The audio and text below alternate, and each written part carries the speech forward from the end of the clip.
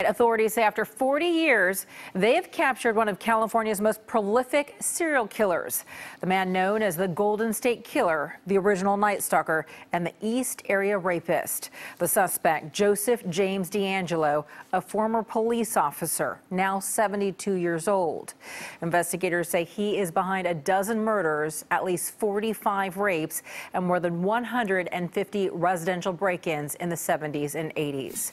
The Golden State Killer first struck the Sacramento area, moved to the Bay Area, and then south to Santa Barbara and Orange counties. Night Beat's Christin Ayers is in the Sacramento suburb of Citrus Heights, where authorities made the arrest. Tonight, authorities are still sifting through evidence. Here you can see that they actually have tarping covering the entrance to the garage. It's not clear what exactly led them to this Citrus Heights home. They say they had been watching the suspect here for some time, and a break finally came when they managed to get some DNA from an item that had been discarded. For years, investigators had the sketches. They had a DNA sample, a shoe print. They even had telephone recordings.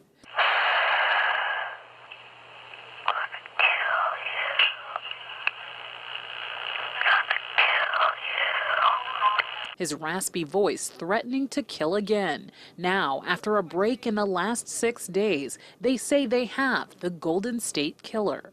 We found the needle in the haystack, and it was right here in Sacramento. The suspect, 72-year-old Joseph James DeAngelo, a former Auburn police officer living quietly at this suburban Sacramento home. Authorities say he is the serial killer behind 12 murders and dozens of rapes over a decade in the 70s and 80s, some committed while he was on the police force. Today, we at least brought the first step towards closure for those victims of these horrendous crimes. There was a flashlight in my eyes and a man standing over me with a large butcher knife. Jane Carson Sandler is one of the survivors, raped in her home by a masked man. She says what she knew deep down was confirmed today. I always thought that he would be caught. I always believed that he was alive. I always thought that. For Jennifer Carroll, the announcement today is bittersweet. It's been nearly 4 decades since her father and stepmother, Lyman and Charlene Smith, were found by her brother, bound and bludgeoned to death. Her rape pattern fits what he did to other people when he raped, and it's awful, and it lasted a long time, and they were tied up. She was bound, I'm sure, as tight as the other people were bound. They said that their hands were bound so tight that the hands would turn black. That's how tight he tied them, and then he would untie the ankles and rape the women. Both women say they're grateful to authorities. The Sacramento County DA assembled a massive task force to try to solve the crime 2 years ago. Tonight, it all paid off. Authorities say when they surrounded DeAngelo, for a moment it looked as if he might be thinking of some plan that he had in mind to try and execute. Instead, he went quietly. They say he'll be in court on Friday. In Citrus Heights, Christin Ayers on the Night Beat. Tonight, the suspect has been charged with 8 counts of murder, and more charges are expected. Yesterday's arrest stems from DNA that matched 4 murders. Katie and Brian Maggiore were shot to death while walking their dog in Sacramento County in 1978. 2 years later, you just heard about Lyman and Charlene Smith, who were murdered in their Ventura County home.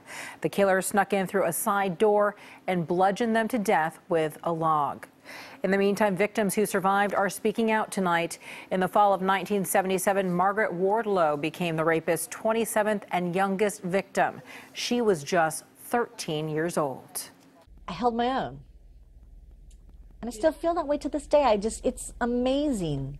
I've never looked back. I've never been afraid of that dark alley. I've never let this person define who I am as a person. That's giving him too much power. The Golden State Killer is linked to at least a dozen rapes in the Bay Area, beginning in 1978.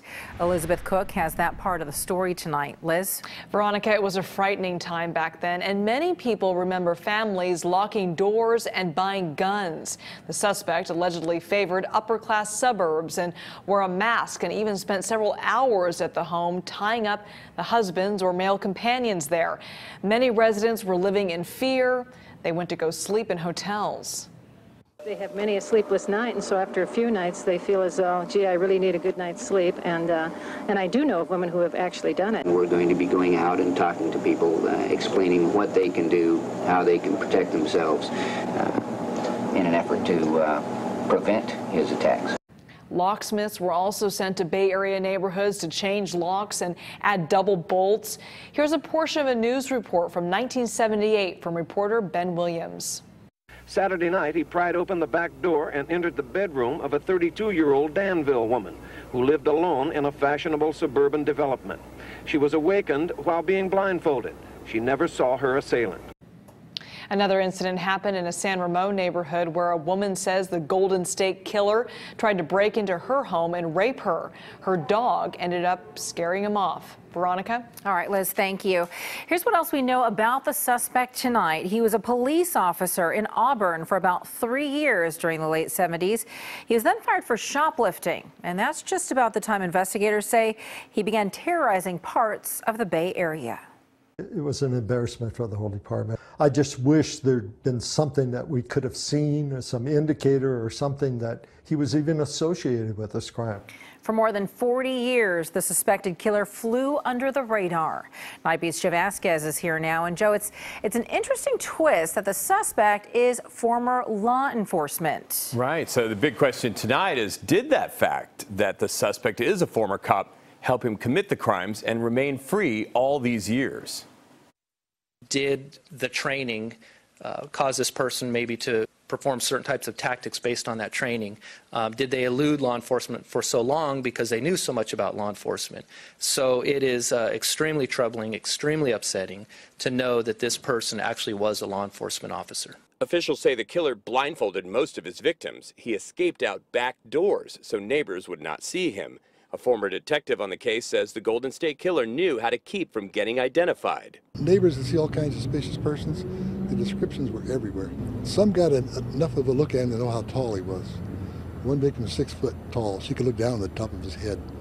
Several of them said he's no doubt he's 5'9" and no more. Yeah, it's really problematic because he knew what the cops were capable of. Retired FBI agent Jeff Hart points out investigators still haven't revealed exactly how they solved the case. We just know they described it as sophisticated DNA analysis, which means even if the suspect was able to use his knowledge of investigative techniques, some techniques have advanced beyond his training of the 1970s. Obviously, there was a slip up somewhere because he's left enough evidence. Law enforcement was able to provide a positive match through DNA analysis. As DNA analysis becomes more sophisticated, so does the ability for the law enforcement to go back and dig back into it. So there's that first aspect, how a cop might know how to be careful, not to leave evidence. The other aspect, were investigators slow to suspect him because he came from the law enforcement family.